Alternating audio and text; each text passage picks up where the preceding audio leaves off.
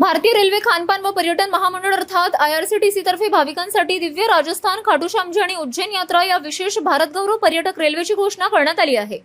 31 October 2026 रोजी सोलापूरहून या 11 रात्री आणि 12 दिवसांच्या यात्रेला सुरुवात होणार आहे। या विशेष पर्यटन यात्रेत उदयपूर, नाथद्वारा, पुष्कर, जोधपूर, जयपूर, खाटूश्यामजी आणि उज्जैन या धार्मिक तसेच ऐतिहासिक स्थळांना भेट देण्याची संधी मिळणार आहे।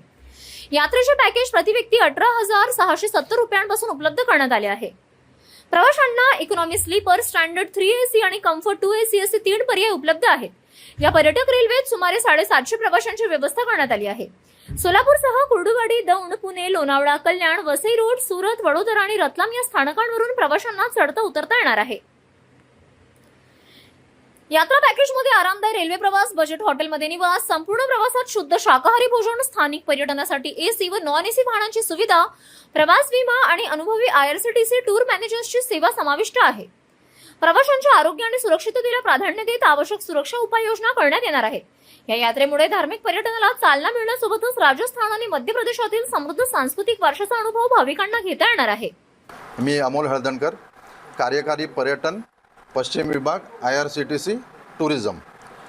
आता आम्ही इथे जे प्रेस कॉन्फरन्स जी आयोजित केलेली आहे ही आयआरसीटीसी टुरिझम वेस्ट झोन तर्फे सोलापूरमधून 2 तीर्थयात्रा टुरिस्ट ट्रेन, भारत गौरव टुरिस्ट ट्रेन आम्ही आयोजित करत आहोत। पहिली यात्रा 30 सप्टेंबर रोजी सुरू होणार आहे, पुरी गंगासागर आणि बैद्यनाथ। त्यामध्ये कोणार्कचं सूर्य मंदिर आणि जगन्नाथ मंदिर, कलकत्ताची काली माता हे सगळे डेस्टिनेशन आम्ही कव्हर करू। याची जे प्राईज आहे ते साहेबांनी सांगितल्याप्रमाणे स्लीपरसाठी 16,280, तसेच थर्ड ACसाठी 27,790 आणि सेकंड ACसाठी कम्फर्ट ज्याला आपण म्हणतो ते 36,940 अशी त्याची प्राईज आम्ही ठरवलेली आहे। ह्याच्यामध्ये रेल्वेचं कन्फर्म तिकीट म्हणजे एखाद्या सोलापूरच्या एखाद्या निवासीला या सगळ्या डेस्टिनेशन कव्हर करायचे असेल तर सर्वात महत्त्वाचा प्रश्न येतो की त्यांना तिकीट मिळत नाही। तर आम्ही हा तिकिटाचा प्रश्न आम्ही ते सोडवलेला आहे।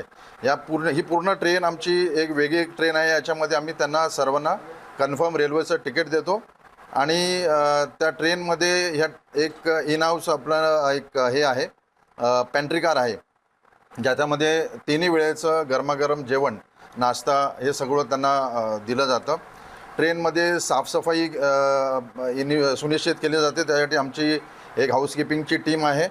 तसेच प्रत्येक डब्यामध्ये CCTV कॅमेरे ठेवलेले आहेत, त्यामुळे आपल्या सामानाची सुरक्षितता आम्ही सुनिश्चित करतो। 60 ते 70 आमचे आयआरसीटीसी स्टाफ असतात आणि त्यामध्ये टुरिझम मॅनेजरही समाविष्ट आहे त्याचा। कोणत्याही टुरिस्ट डेस्टिनेशनच्या नजदीक जे रेल्वे स्टेशन आहे तिथे पोचल्यापासून तिथे गाडीची व्यवस्थाही आम्ही करतो।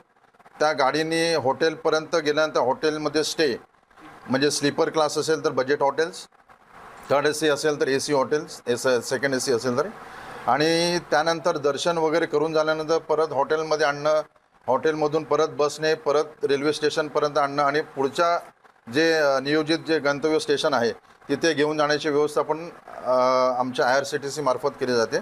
आणि पूर्ण ही सगळी सहल पूर्ण झाल्यानंतर आता ही पहिली जी सहल आहे ती 8 रात्री आणि 9 दिवस आहे। या 9व्या दिवशी सोलापूरच्या माणसाला परत सोलापूरला आणून सोडण्याचं काम हे आमच्या आयआरसीटीसी माध्यमातून केलं जातं। 11 रात्र आणि 12 दिवस असा एकूणच प्रवास आहे।